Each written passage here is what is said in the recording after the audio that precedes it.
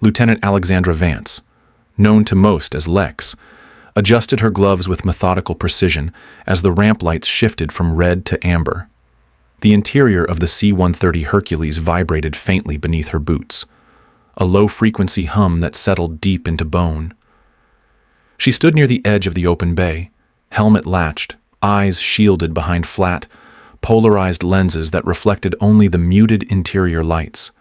Around her, 9 operators prepped in silence.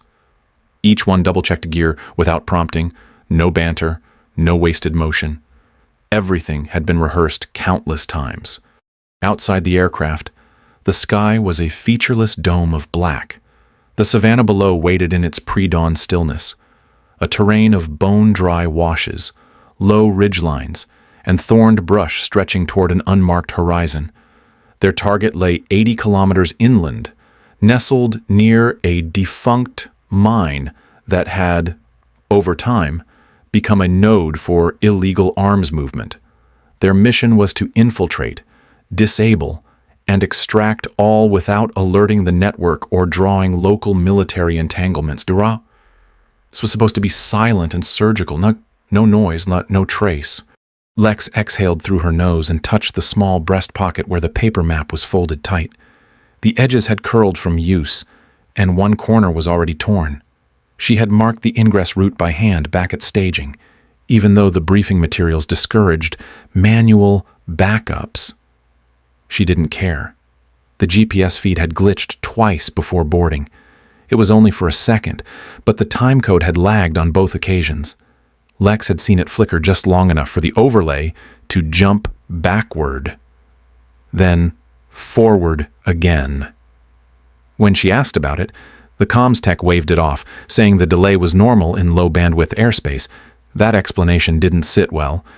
She turned slightly, eyes sweeping the formation. Staff Sergeant Claiborne was at her flank, posture rigid, boots planted too square. He'd been her second for the last 2 deployments, reliable in open ground, efficient in prep, but she could feel his tension tonight.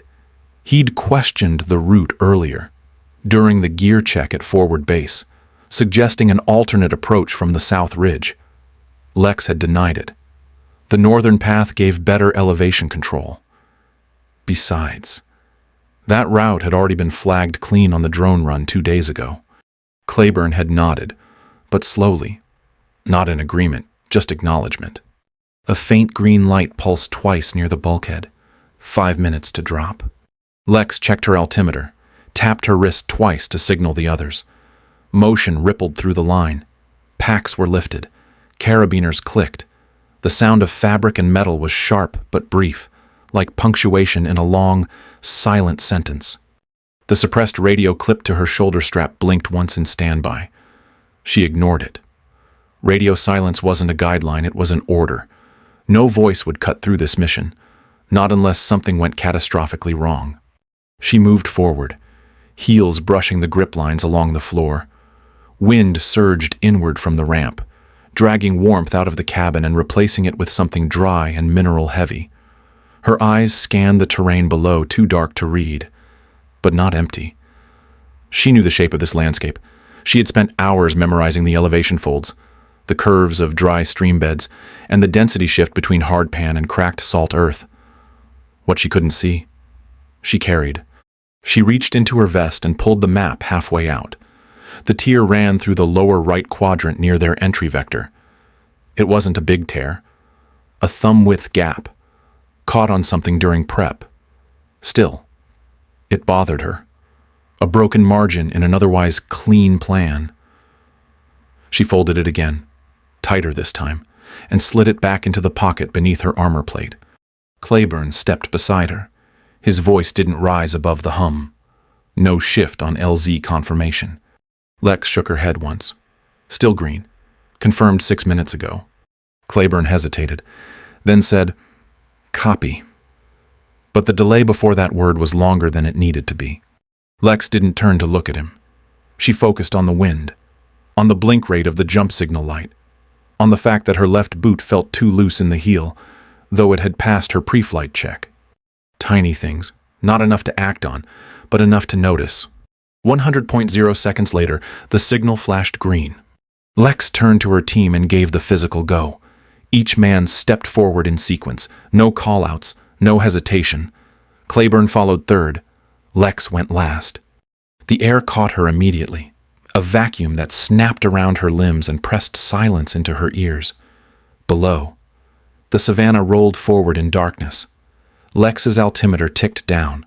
The wind curled across her rigging, and her fingers found the edge of her vest, where the map folded beneath layers of Kevlar and mesh.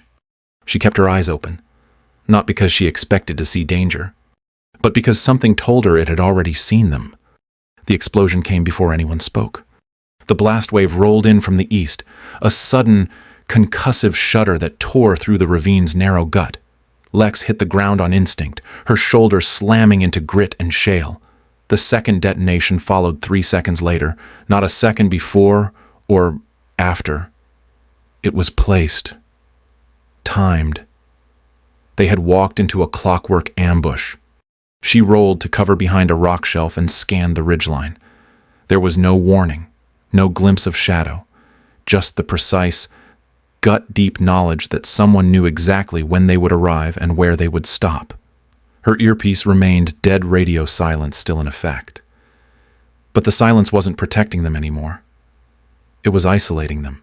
Staff Sergeant Claiborne was already down. She saw him fall with the first mortar strike, his body thrown 10 feet off course by the blast radius. 2 more operators collapsed behind him, one screaming, the other making no sound at all. Lex counted 5 alive in the next 10 seconds. Then 4. Automatic fire erupted from above. Sharp, clean bursts that pinned their remaining movement. The angles were deliberate. Someone had staged elevation coverage from both ridgelines, cutting off any retreat along the dry stream bed. Lex felt the math of it hit her spine before she could name it. They weren't caught. They were placed. She sprinted low across a jagged incline, her boots sliding in the sand. The heat rose fast, exaggerated by dust and the copper tang of sudden blood. Specialist Leary was crouched behind a boulder, clutching his thigh, blood pulsing through his fingers in bright arcs. His gear was half torn. His left boot gone. He looked up at her with wide eyes but didn't speak. He didn't need to. Lex dropped beside him, pulled his hand back, and pressed a clotting agent straight into the wound. He arched once, gritted his teeth, then went still. She tore a pressure wrap from her vest and braced it around his leg, tightening with practiced force. Her hands were already slick. The ground beneath them had gone dark with a spreading stain. The sand drank it quickly. Another round cracked overhead. Lex dragged Leary 5 meters west toward a hollow split in the rock face. She moved with leverage, not power, pivoting her hips to shift his weight without exposing either of them. Her breath came in sharp, silent bursts. No words, just calculation. Private Hayes dropped down beside her, crawling in on his elbows, panting hard and half-coated in dirt. He had a graze above his eyebrow, skin torn but not deep. He reached for his rifle and whispered, "They're above us. Both sides." They knew. Lex didn't answer. She kept pressure on Leary's wound, now pulsing slower, less from improvement and more from loss. The sand beneath them shimmered as sunlight crept over the ravine lip. It lit the blood in tones that felt too bright, too exposed. Lex reached into her vest and pulled out the torn map. She had no time to study it, but her fingers knew the fold. The tier now split directly through the ingress zone. She clenched it in her palm. Another mortar dropped, closer this time. The percussion buckled the air. Leary coughed once, short and wet. Lex adjusted his position, tilted his head, checked for airway. His eyes blinked slowly, his lips parted. "I'm sorry, Lieutenant," he rasped, barely audible. Lex leaned in close and said nothing. She didn't waste words that wouldn't reach him. She watched as his chest slowed, then stopped. A pause spread through the ravine. The gunfire tapered. Lex's hands hovered over Leary's chest for 1 second longer than necessary. Then she reached for Hayes. "Can you walk?" she asked. He nodded, jaw tight. "I think so." Then we move? She shouldered her rifle and looped her arm under his. They rose together, bent at the waist, and darted across the slope toward a crumbled ledge that might lead out of the kill zone. Lex felt the weight of haze sagging unevenly, but he kept pace. Dust rose in their wake. The torn map remained clenched in her other hand, folded now and soaked with sweat and blood. The ink had begun to run at the edges. Halfway up the ledge, a round ricocheted off the rock beside her ear. She didn't flinch. Her grip tightened. Her pace stayed steady. Hayes stumbled once, and she pulled him upright with a silent yank. They made it to the upper incline just as another volley cracked open behind them. Lex didn't turn around. She didn't have to. She knew what they had left behind, and what they were leaving for. As they dropped into a lower trough, ducking beneath a fallen root system and sliding into shadow, Lex finally released the map.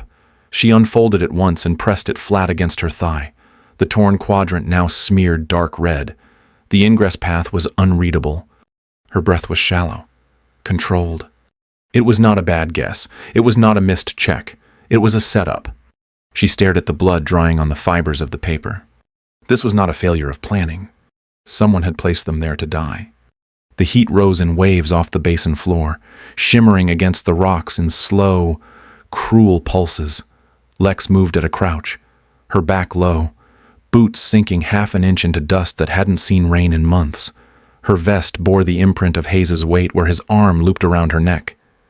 And each step drew a staggered breath from him. His leg was worse now, not clotting the way it should. Blood had begun to soak through the wrap, leaving small stains behind them faint at first, but unmissable in this terrain. Cale followed close behind. Too close. His boots kicked pebbles with every other step, his breathing ragged, not from exertion but from fear trying to hide behind control. He hadn't spoken since the third checkpoint, a burned-out husk of a roadside building that had once housed telecom gear. Lex had made them bypass it entirely, circling west into uneven terrain with less cover but fewer angles of fire. A high drone whir cut through the upper air. Lex paused mid-step. She lowered Hayes gently behind a narrow rock shelf, pressed his chest down with one hand, and held the other palm out flat. Cale froze. The three of them remained still. The only sound, the faint rattle of wind, passing through bone-dry scrub. The drone moved in a slow arc, then passed. Lex didn't move yet. She waited until the faintest hum faded into the horizon, until the insects resumed their quiet drone in the grasses. Only then did she reach for her vest and pull out the locator beacon. The indicator light was still pulsing a dull red. She flicked open the cover and held down the disable switch until the light cut out, one by one. She did the same with Hayes's and Cale's units, removing the batteries entirely and slipping them into a mesh pocket. They were now fully off-grid. Hayes stirred and tried to speak, but his voice was only a dry wheeze. Lex gave him water, 2 sips from the mouthpiece of her reservoir, then wiped the edge clean with her glove. She checked the wrap again. No improvement. Cale stepped forward. "Shouldn't we?" he began, but stopped when she looked at him. He swallowed and rephrased. "Shouldn't we try to call someone? Command has to know we're still alive." Lex turned back to the slope. She didn't answer. Her hand moved to the map at her side, creased, darkened, torn through one quadrant and nearly unreadable. She didn't need to read it now. The memory was enough. Cale looked away, jaw tense. "Right," he muttered. Radio silence. Always radio silence. She adjusted her grip on Hayes. He winced, but didn't complain. Lex moved forward again. Her steps angled diagonally across the ridge, choosing the path not by terrain advantage but by the absence of likely line of sight from above. It was the kind of decision that didn't show up on a satellite map. Only someone with training in asymmetrical land pressure and terrain tracking would choose it. By late afternoon, they had passed 3 more dry crevices and 2 animal carcasses, their ribs exposed to the wind. Lex avoided the direct route. She favored micro-movements 4 meters left, then a shallow arc to the right, each one calculated to leave no repeatable pattern. Cale began to limp. His breathing was fast now, too fast for the pace. Lex slowed them just enough not to draw attention to it. She never said a word. Hayes had stopped responding entirely, though his eyes still blinked and tracked light. She knew they were losing time, knew the blood loss would demand more than she could give. But she kept moving. She pulled the combat knife from her belt once, not to use it, but to scrape dried blood from the blade. She folded it back into the sheath afterward, hand steady, no sign of hesitation. The blade had not tasted anything since they left the ravine. As the light shifted to the color of ash and low gold, Lex spotted the break in the ridge, an old comm relay perch, camouflaged beneath years of rock dust and moss. Just beyond it, less than 100 meters away, was the faint glint of antenna wire. It marked the outer marker of a decommissioned forward outpost. Not an official base, not a command point, but enough. She knelt and lowered Hayes to the ground gently, then turned to Cale and pointed toward the western bluff. He nodded once and began a wide circle to scout approach vectors. Lex stayed crouched. She pulled the map from her vest, unfolded it across her thigh, and stared down at the bleeding edge of the ingress route. The tear still cut through their origin point. The stains had darkened, crusted in a pattern too random to read. She didn't trace it. She folded it once, twice, pressed it flat again, and returned it to her vest. The ridge ahead was quiet. No drones, no voices. Only wind and grit and the outline of an outpost not listed on any chart Lex trusted. She reached down, pulled Hayes to his feet once more, and walked forward into the open. The outpost was little more than a concrete shell cut into the base of a dry hill. A faded flag hung limp near the antenna tower, edges curled and half-burned from sun exposure. There were no guards at the outer perimeter, no alert. No one met them with questions. A junior sergeant eventually opened the gate after Lex pounded twice. Inside, the medic glanced at Hayes' wound, muttered about needing supplies, and directed them to a cot in the back of the operations room. Lex stayed silent while Cale rattled off the basics ambush. Multiple KIA, no radio contact. The man didn't even write it down. A lieutenant from the outpost's admin team offered water, a canned ration, and a form to fill. Lex left it blank. She asked if the secure line was operational. The lieutenant gestured to a metal cabinet in the corner. "Doubt it goes through anymore," he said. "Power drops during heat surges. You'll get a better response bouncing through Kinbra sector." Lex didn't answer. She helped the medic stabilize Hayes and left Cale nearby, telling him she needed 5 minutes alone. He didn't argue. She walked down the hallway without sound, her boots rolling heel to toe against worn tile. The second comm closet still had its backup analog panel, ancient, dust-layered, and cold to the touch. She flipped the breaker, waited for the unit to hum back to life, and unsnapped the metal case. A coiled transmitter wire rested against a Morse plate. She didn't sit. She stood still, stared at the layout, then reached into her vest and retrieved the folded map. She didn't look at the blood anymore, just the lines, the ones that didn't match what they were given. She tapped out the message slowly. 3 bursts, each one routed through a fallback verification chain Griggs had once shown her. The address was dead listed, officially erased during an update cycle 6 months ago. She sent the time code first, then the satellite bounce marker, then the routing key. C3, treason, 6 Delta.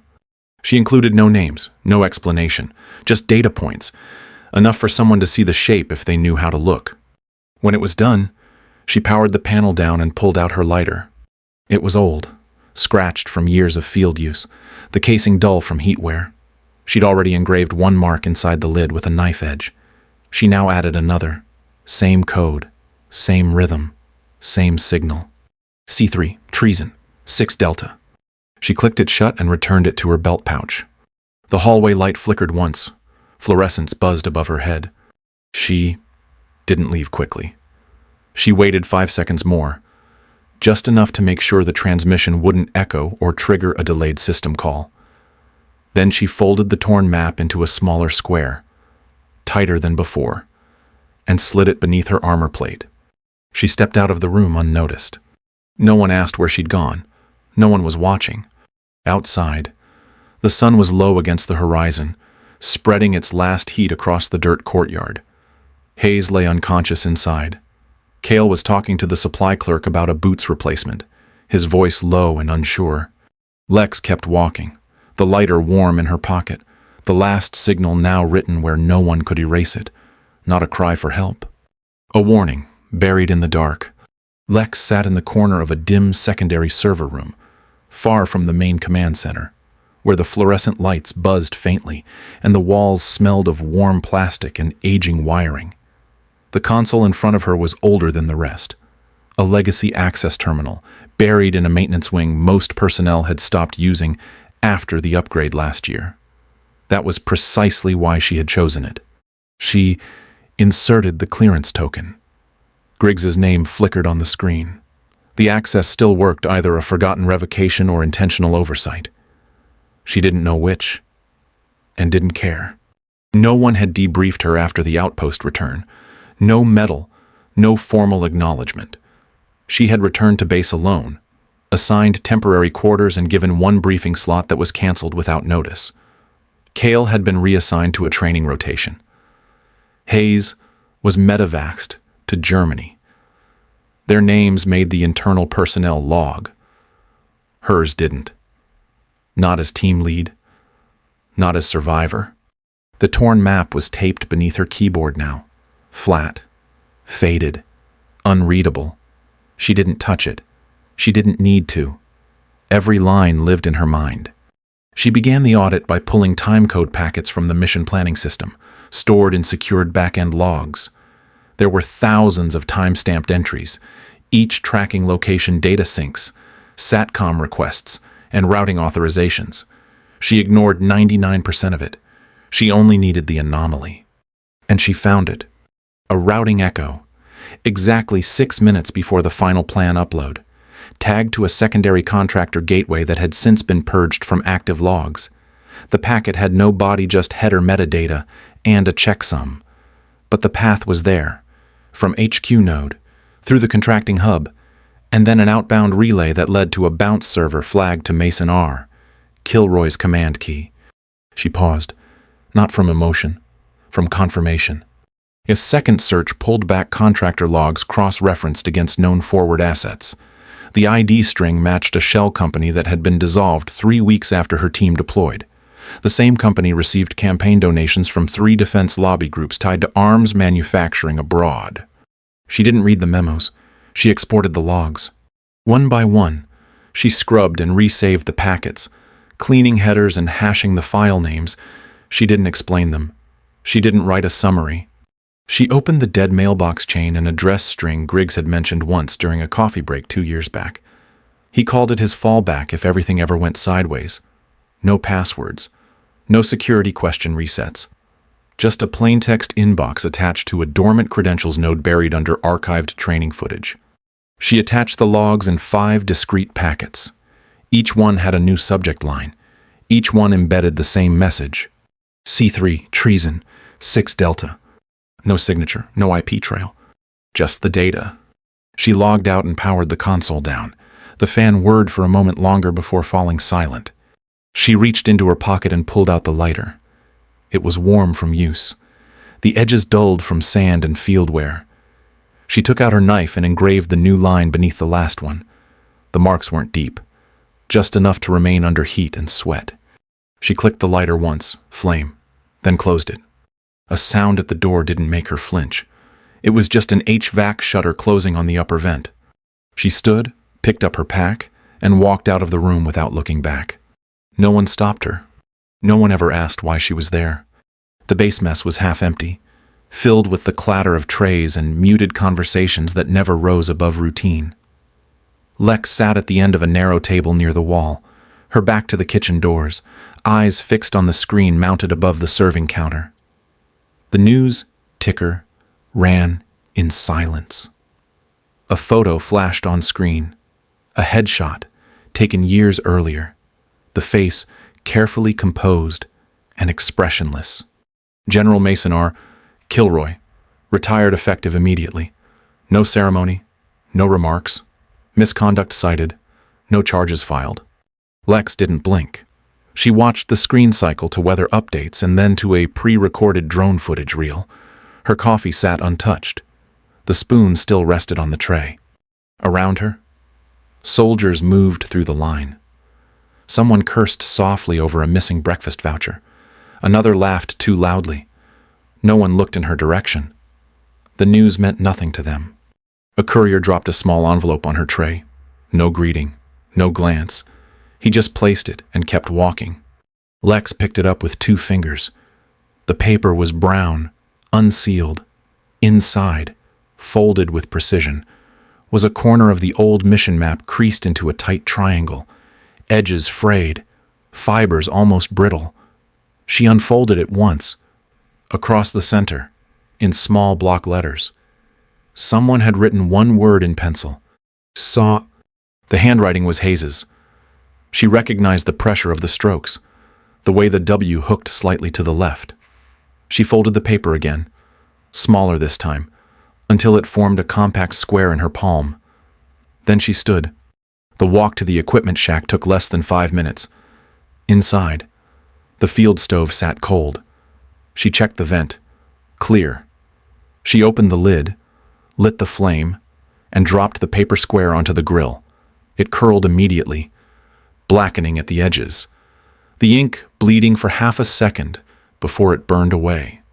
She didn't watch it finish. She reached into her pocket and pulled out the lighter. The casing had 3 lines etched along the underside now. The last had faded, scuffed by days of movement and sweat. She cleaned the surface with her sleeve, steadied her hand, and drew the blade across it once more.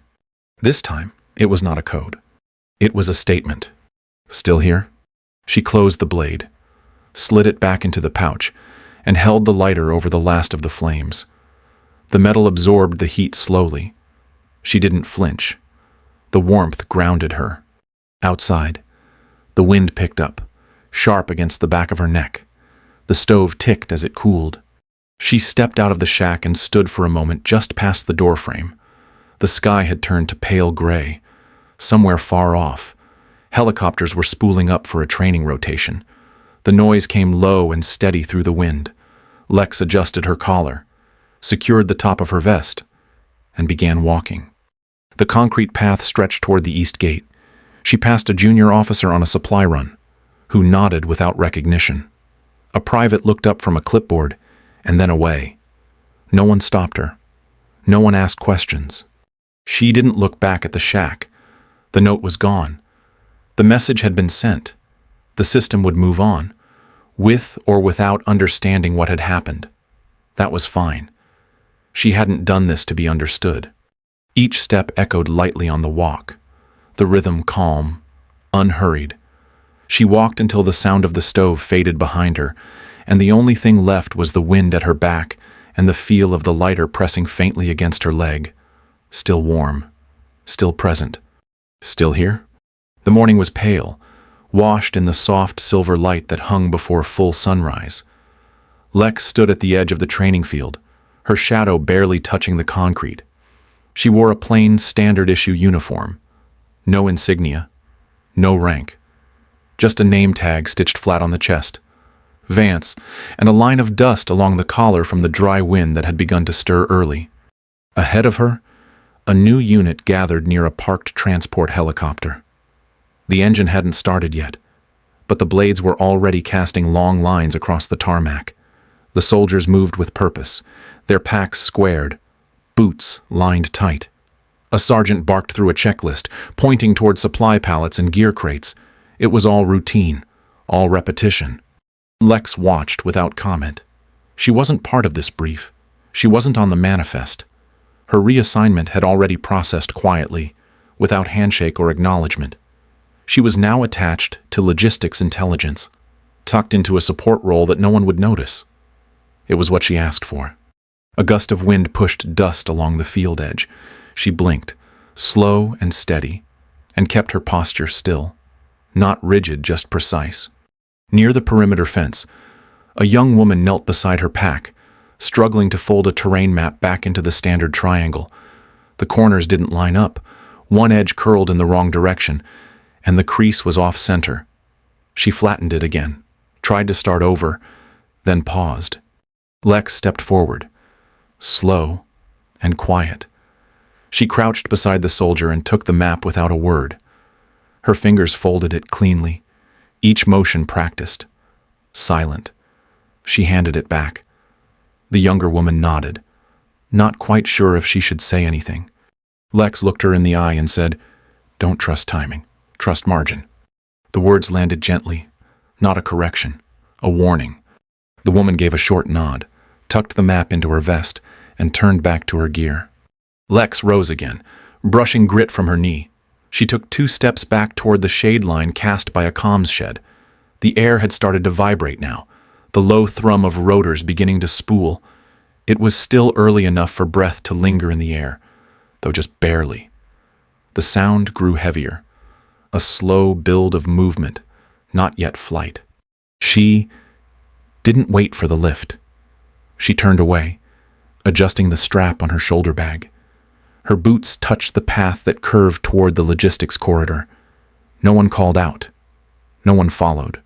As she walked, the wind cut crosswise against the concrete, lifting the smallest bits of grit into the air. Her lighter sat in the side pouch, pressed flat against her leg.